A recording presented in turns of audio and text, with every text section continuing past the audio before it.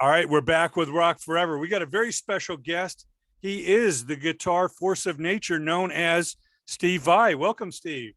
All right, nice to be here. Thanks, Jeff. Oh man, it's a great career that you've had, and I can't believe this is already coming up on the 10th solo album. It's time flies.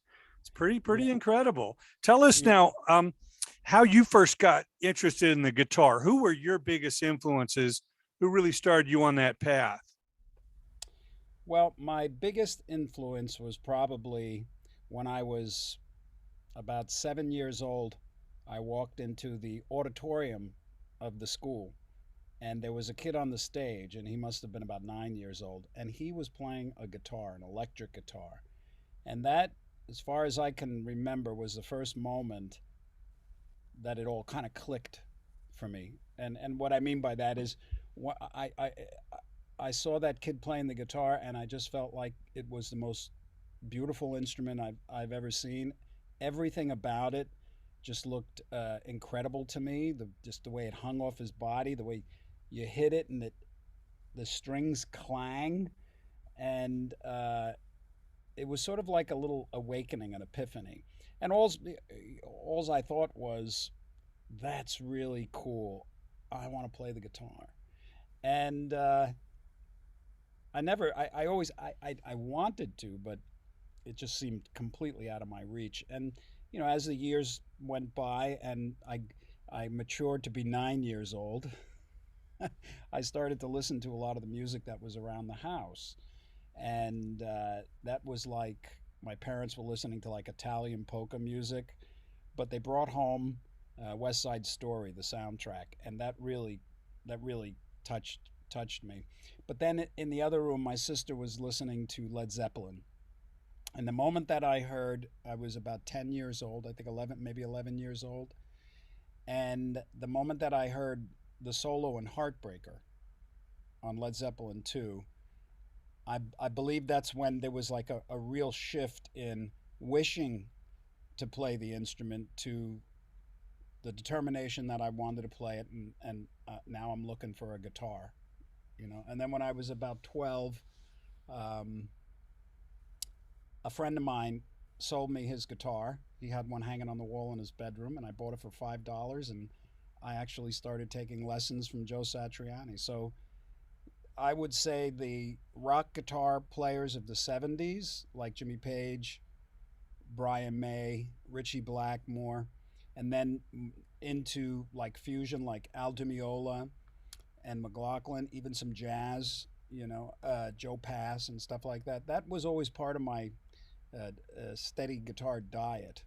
But it was the rock music that really, you know, resonated with me. And after I got my first guitar when I was 12 and I started taking lessons, um, it was just, joy from there on. Yeah, I can only imagine, and I know you probably were a big fan of Frank Zappa's. How did you get the gig playing in Frank's band, and what did you learn most from working with him? Yeah, I was a Zappa fan. I first heard his music. It was interesting because I had mentioned that I had heard West Side Story, and I also, when I was very young, and I also made a recognition in the compositional aspect of music. I for some reason I just understood. I saw the notes, and I thought, okay, I get this. You write these notes and all the little articulations, and people have to play it in an orchestra. So that was always very compelling to me. And I started composing. Even most kids were doodling uh, doodles. I was doodling notes, and just always fascinated. It looked like beautiful art to me. And I started connecting the dots and writing music at a very early age. So I always had a real interest in composition, but I also had uh, a quirky sense of humor. I loved the guitar and I liked high energy music. And when I heard Frank, that was it.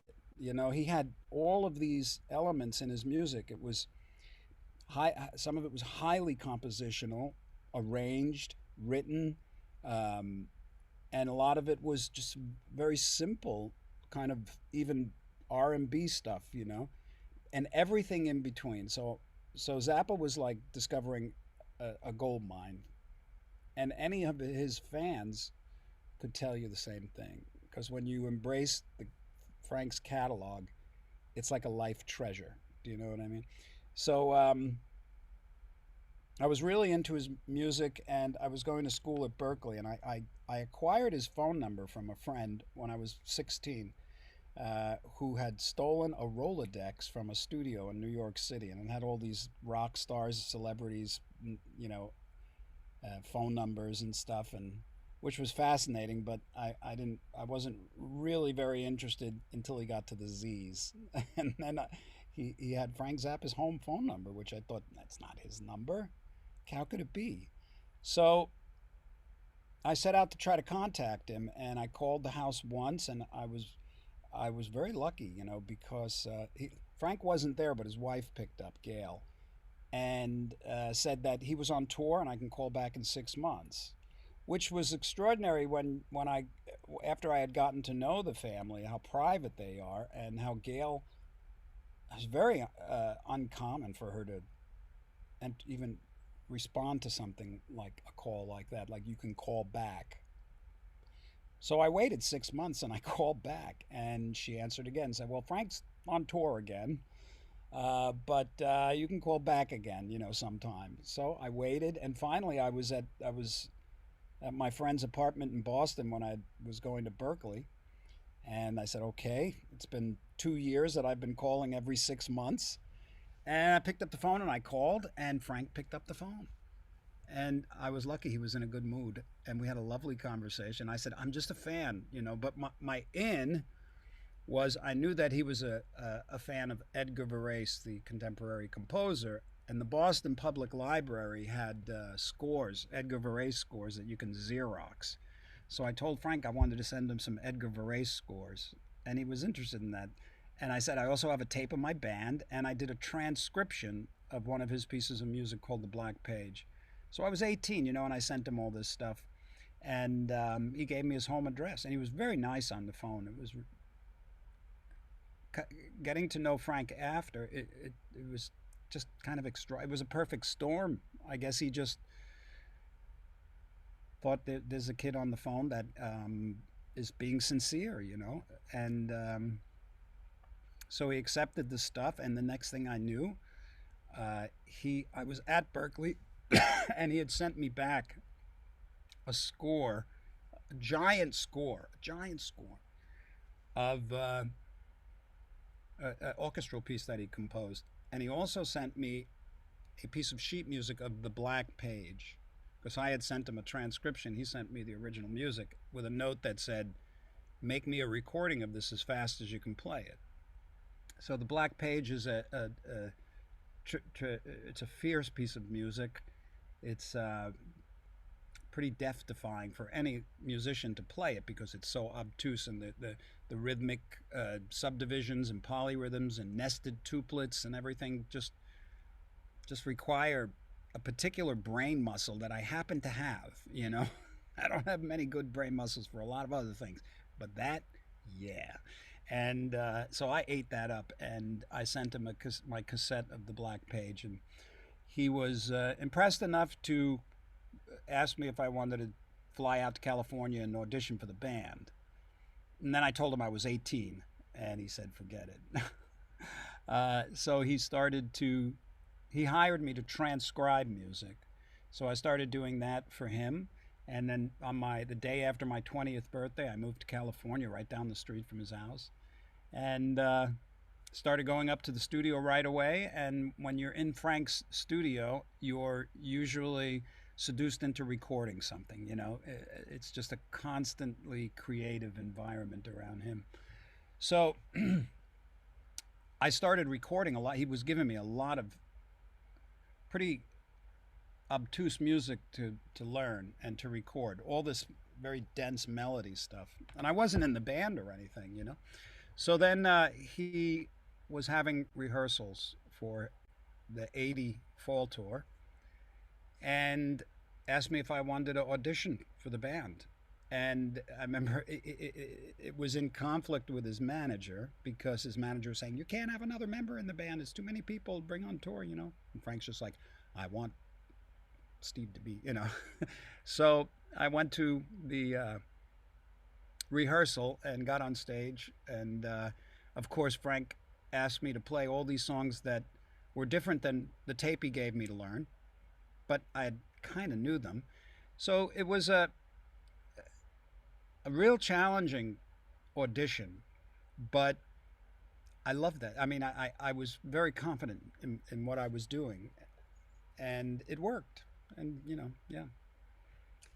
Yeah, right time in the right place. I mean, Yeah. what, like you say, the more you got to know him, the more you realized, wow, this isn't normal.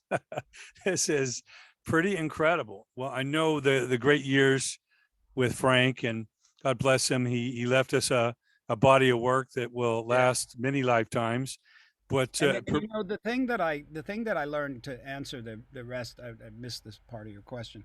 The thing that I learned from Frank, because I was so young and impressionable, is the same thing that I try to talk about a lot in my interviews and stuff. And that's that Frank was just a free thinker.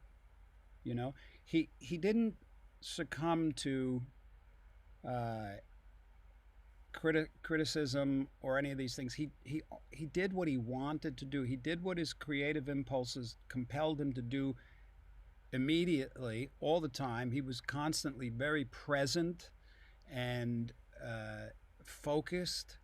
The most amazing thing about Frank was, if you're talking to him, he's talking to you, and he you get his full attention all the time. You know, he doesn't blow things off or make statements that are kind of flippant or inconsequential. He was always kind of right on and always funny. Well, not always, but funny most of the time. So free thinking and the realization that you create your own reality. You know, it's up to you to engage in those things that are important to you without any excuses as to why you can't, or any excuses that anybody gives you why you can't. So that was powerful. powerful indeed. Well, I know it prepared you for the explosion in the mid 80s when David Lee Roth leaves the mighty Van Halen and the Eat 'em and Smile band comes together with your still friends, Billy Sheehan and Greg Bissonette. What are your favorite memories of working with Dave? Because I know you co-produced the Skyscraper album after that, wrote a lot of the songs on both those albums. What are your favorite memories of that era? Well, there were so many. You know, touring, becoming a rock star, you know, basically overnight by joining David Lee Roth's solo band when he left Van Halen was just a shocker. Every night on tour was just, oh my God, it was something that I'm really glad I experienced. And there was a lot of other things. The camaraderie between me and Billy and Greg was and still is very strong. And those are life relationships that you can't put a value on them, you know. So that I got out of that. And one of the things I really enjoyed doing was learning things from Dave, you know. I mean, he was an intense guy, you know. And we used to, you know, we hung out a lot and would do things like go climbing. He was really into climbing mountains at the time, you know, so he'd hire these fantastic guides and we'd go and do stuff like that. And he got me into working out because I looked like a noodle when I joined the band, you know. And I really enjoyed all of that. I really had a good time there, yeah. Yeah, well, so many memories, Yankee Rose and going crazy, making that guitar talk. I mean, MTV ate it up. It was, Yeah, it was you know, great. it showed people the spectacle that was about to hit the road. And I know you guys had a blast. Yeah, Well, we did. as you started your solo career, like I say, so many great, you know, a body of work here, but it brings us to your 10th solo album. And do you pronounce it Inviolate? In Violet. Inviolate. In Well, Violet. what, Yeah. what, what, what is the meaning behind the title? Well, the word inviolate, it's a great word. I love it. It basically means free from harm. Unassailable. Something that is inviolate is it's indestructible and it can't be touched. And my use of it is sort of analogous to the human spirit and its creative nature, because it's an inviolate impulse in us that must be satisfied or we're unhappy. And what that is our creative impulses, those ideas that come to you that are tailor made for you in regard to manifesting. And it could be in any field, it's not just music, it's anything that anybody does. There's an impulse, there's a recognition of an idea, and then there's an impulse to fulfill it. And usually those inviolate type inspirations, they are accompanied with the feeling of enthusiasm, so that that they're tailor made for you. So that's my explanation. But the word itself, I would also mention, you said 10th solo record. I have a lot of solo records out, but I don't believe that Wikipedia does things like count all the live records or the various kinds of records, just studio records. So I don't even count my records, but I think this is maybe the 10th studio record. But man, I got so much stuff. Yeah, no, you can go to VAI.com and see. There's a lot of albums. Some of my favorite cuts on there: Avalancha, Greenish Blues, Teeth of the Hydra, Candle Power featuring Terry Bozzio, of course, from Frank Zappa. And of course, you're about to embark on a 54 show tour. How's it feel to take this new music out to the people? It feels great because a lot of the music in my catalog is a little too challenging to play live, because it's dense, it's heavily produced, and it's hard, But a lot of it works really great live, and I've used a lot of those songs in my shows. So it's time to change it up. It's nice when you play new music because it just feels fresh, and I don't even mind playing old music, but this stuff is a little different. It's really focused supremely on melody and structure. So I'm just excited to get out and play. It's been a while. Yeah, people are pin up. We encourage everyone to go, of course, get the album, check out the shows, starting out here in West and ending in the West. He's going all parts of the U.S. And of course, check out the videos he has on YouTube. Supreme new music for the 2022. Thanks so much, Steve. You got it.